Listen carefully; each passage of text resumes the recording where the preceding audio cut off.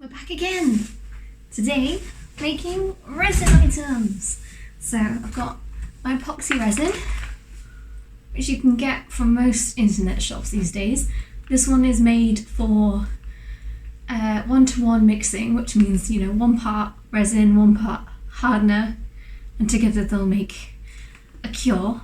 It's self-leveling and it dries clear. There's no smell, all of the lovely stuff you get.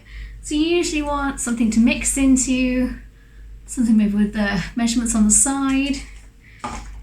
Most kits can come with a little shot glass thing, which you can measure your amounts of resin in. Some lollipop sticks for stirring. Various glitters and sequins and stuff. I've got this magic things, which is supposed to change colour with temperature. This is purple and I've got an orange. And of course I've got my resin mould. Now this time we're making 3 resin pieces with my dog's ashes. So Alfie was a lovely 10-year-old chocolate Labrador. He was technically Mum's dog, but I loved him all the same. Unfortunately he did pass really suddenly a few weeks back. And we managed to get the ashes. I stole a few before Mum spread them. I wanted to keep a little bit of him, and I thought instead of just having a pot of ashes or a vase or something, I thought maybe it'd be nice to have a pretty resin sculpture thing. I'm not too sure. Anyway, I'm gonna start making.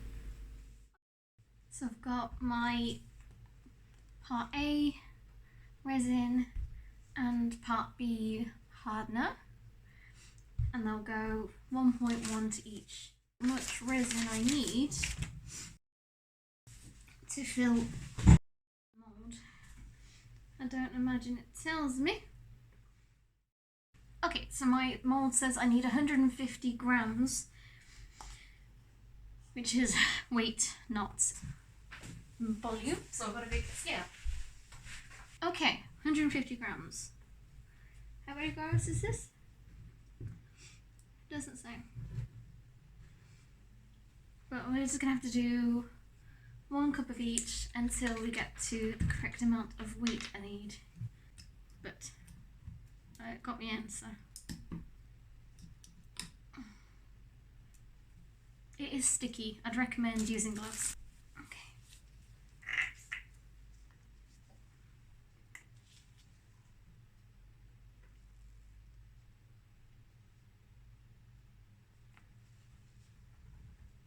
It immediately starts.